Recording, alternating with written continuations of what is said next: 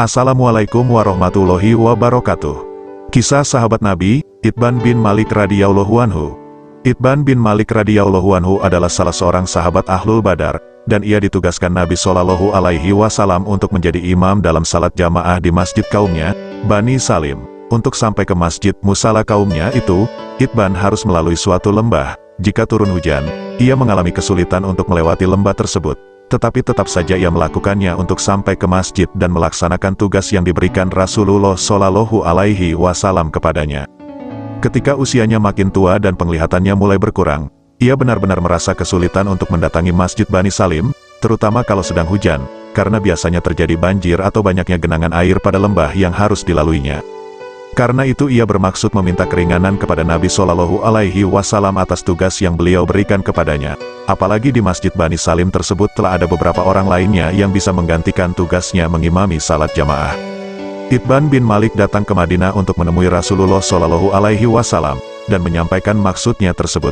Rasulullah Shallallahu Alaihi Wasallam memahami kesulitan Itban dan memenuhi permintaannya. Kemudian Itban berkata lagi, "Wahai Rasulullah, saya mohon Tuan datang ke rumah saya ingin menjadikan sebagian rumah saya untuk musola."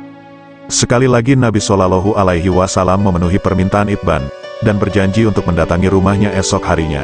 Keesokan harinya, ketika hari tidak begitu panas lagi, Nabi Shallallahu Alaihi Wasallam bersama Abu Bakar datang ke rumah Itban. Setelah dipersilakan masuk, beliau tidak langsung duduk tetapi justru bersabda, "Di mana tempat yang engkau harapkan aku akan salat?" Itban mengantar Nabi Shallallahu Alaihi Wasallam pada tempat disiapkan untuk musola. Beliau berdiri dan bertakbir. Ia dan Abu Bakar berdiri di belakang beliau ikut salat juga. Beliau salat sunnah 2 rakaat. Usai salat, Itban mempersilahkan dua tamunya yang mulia ini makan bubur gandum yang telah disiapkannya. Penduduk kampung Itban yang mendengar kabar kehadiran Nabi Shallallahu Alaihi Wasallam dan Abu Bakar, berbondong-bondong datang ke rumah Itban menemui beliau. Tetapi ada salah seorang warga yang berkata, "Apa gerangan yang sedang dilakukan Ibnu Malik?" Seorang warga lainnya menyahuti, "Dia si orang munafik, yang tidak cinta kepada Allah dan Rasul-Nya." Rasulullah Shallallahu Alaihi Wasallam yang mendengar pembicaraan tersebut bersabda, "Janganlah kalian berkata seperti itu. Apakah kalian tahu, dia, Itban, mengucapkan la ilaha illallah itu dengan tujuan mengharapkan keridaan Allah. Allah dan Rasul-Nya lebih mengetahui," kata salah seorang dari mereka.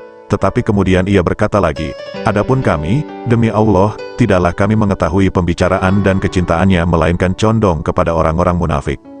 Melihat prasangka-prasangka yang berkembang seperti itu, beliau bersabda menegaskan, "Sesungguhnya Allah mengharamkan api neraka kepada orang-orang yang mengatakan, La ilaha illallah Muhammadur Rasulullah, dengan tujuan untuk memperoleh keridhaan Allah. Wallahu alam bisawab."